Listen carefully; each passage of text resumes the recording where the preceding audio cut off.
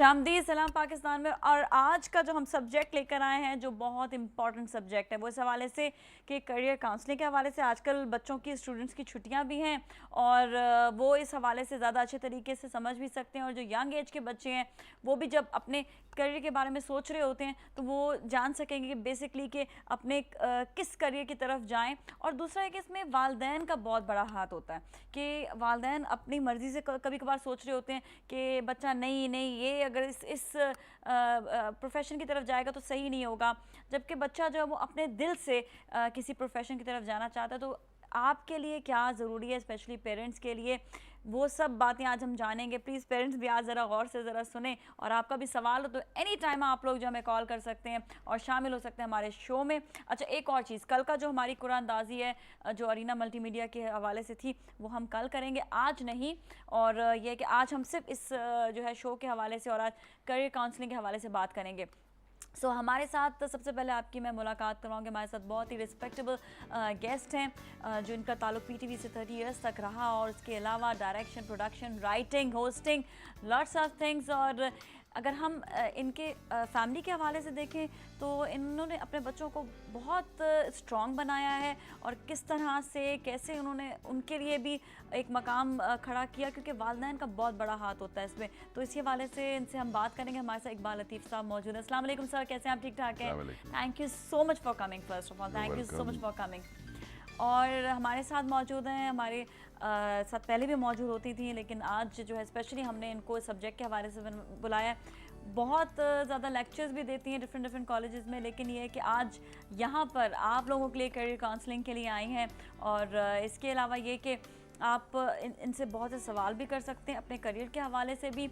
और जो स्टूडेंट्स हैं वो अपनी उस एज में जहाँ पर वो किसी भी फील्ड को चूज़ करना चाहते हैं, बहुत कन्फ्यूजन होती है, तो आप कोई भी सवाल इनसे कर सकते हैं, बल्कि आपको बड़े अच्छे वे में ही आपको बताएंगे और समझाएंगे भी कि किस तरह से अपने करियर को चूज़ किया जाए। तो हमारे साथ रोज़ी मलिक मौजूद है। अस्सलाम वालेकुम, कैसे हैं आप? ठीक ठाक हैं? और हमारे साथ स्टूडेंट्स का पैनल भी होगा, आप भी सवाल करेंगे, स्टूडेंट्स भी सवाल करेंगे। जो भी आप लोग के जहन में सवाल है इस हवाले से ज़रूर आप कीजिएगा। हम अपने टॉपिक को शुरू करते हैं। आप लोग शामिल हो सकते हैं इसमें। और जो सबसे जो अहम चीज़ है वो बच्चों की एक एज होती है जिसमें बहुत से ख्वाब होते हैं और ख्वाब बदलते चले जाते हैं, एक तरह के नहीं रहते हैं। बचपन में जिस तरह मैंने कभी सोचा होगा मैं डॉक्टर बन जाऊं, उसके बाद सोचा होगा टीचर बन जाऊं, फिर सोचता है बच्चा अलग अलग उसके जो है करियर सोचने लगता है।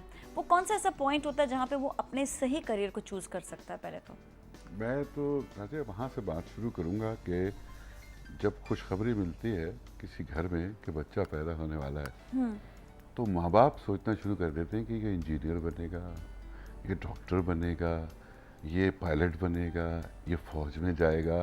बच्चे के पैदा होने से पहले ही जब वो पैदा होता है उसको जैसे जैसे पालते जाते हैं तो बग़ैर ये सोचे हुए कि ये पढ़ने के बाद में क्या सीखेगा और उसकी अपना मिजाज क्या होगा, अपनी सोच क्या होगी, एक प्रेशर बिल्डअप हमारे यहाँ यूजुअली हमारे मुल्क में ये एक रिवाज है कि एक प्रेशर बिल्डअप होना शुरू हो जाता है कि तुमने ये बनना है।